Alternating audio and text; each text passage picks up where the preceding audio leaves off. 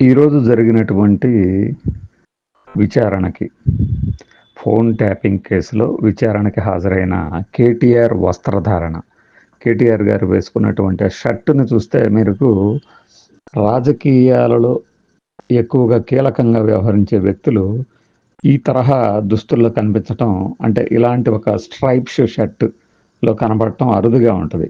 అలానే కేటీఆర్ ఎప్పుడు ఇలాంటి బట్టలు వేసుకోలేదా అంటే, మంచి షైనింగ్ కాస్ట్యూమ్స్ వేసుకున్నా కూడా, బ్లేజర్లో కనిపించినా కూడా, కేటీఆర్ గారి గత విచారణలు, ఫార్ములా ఈ కార్ రేసుకు సంబంధించిన విచారణ కానీ, మరొక కేసుల్లో విచారణకు కానీ ఎప్పుడు ఒక సింబాలిక్గా ఒక విషయాన్ని తెలియజెప్పడానిక అన్నట్లుగా ఒక రకమైనటువంటి పాజిటివ్నెస్ ఆయనలో కనిపిస్తుంది. నేను పాజిటివ్గా ఉన్నాను అని చెప్పడమే కాకుండా, ఆ కేసులు తాలూకు తీవ్రత తన మీద ఎలాంటి ప్రభావము చూపించలేదు అని చెప్పడానికి సంకేతంగా మాత్రమే ఇలాంటి దుస్తులు ధరిస్తారు అని ఎక్కువ మంది, అంటే ఈ కలర్కి సంబంధించినటువంటి విశ్లేషణ కనుక చేస్తే మానసిక నిపుణులు చెప్తూ ఉంటారు. ఒక పాజిటివ్నెస్కి, అంటే ఒక సానుకూల దృక్పథానికి సంకేతం బ్లూ షర్ట్స్, అలానే ఈ స్ట్రైప్ షర్టు. జగన్మోహన్ రెడ్డి గారు కూడా గతంలో ఇలాంటి బ్లూ స్ట్రైప్ షర్ట్స్, అంటే స్ట్రైప్స్ ఉండవు, ప్లెయిన్ షర్ట్స్ ధరించేవాళ్ళు ఎక్కువ. అప్పట్లో జగన్ బ్లూ షర్ట్స్ అనే కూడా అనేవాళ్ళు. ఇప్పుడు కేటీఆర్ గారు జూన్ 25, 2025లో కూడా ఒకసారి ఫార్ములా ఈ కార్ రేస్కి సంబంధించి ఆయన విచారణ పిలిచినప్పుడు ఇలాంటి తరహా ఒక డ్రెస్, అంటే షర్ట్ వేసుకొని వచ్చిన విషయాన్ని మనం గమనించవచ్చు.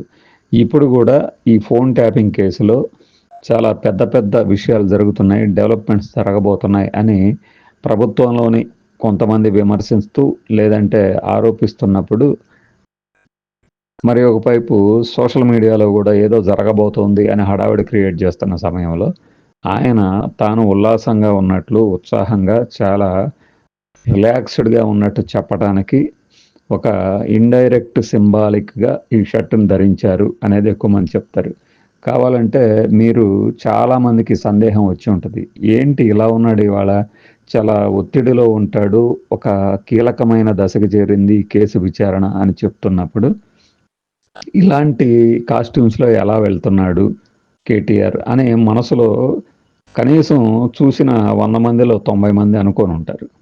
బట్ దాని వెనక ఉన్నటువంటి కారణం ఏంటంటే ఇదే, తాను ఏ తప్పు చేయలేదు, తాను రిలాక్స్డ్గా ఉన్నాను, తానెంతో ఉత్సాహంగా అవతల వారిల విచారణను ఎదుర్కోవటానికి సిద్ధంగా ఉన్నాను అని ఇండైరెక్ట్గా ఒక సిగ్నల్ ఇచ్చినట్లు ఇలాంటి వస్త్రధారణతో.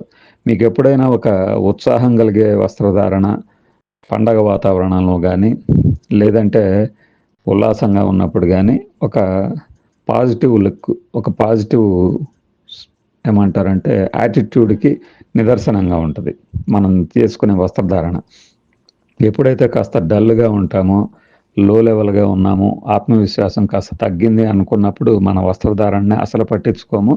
వీలైతే ఎలా ఉన్న మనిషి అలా నలిగిపోయిన బట్టలతో, క్రాఫ్ట్తో కనిపిస్తూ ఉంటాం బయట ఎవరినైనా గమనించినప్పుడు.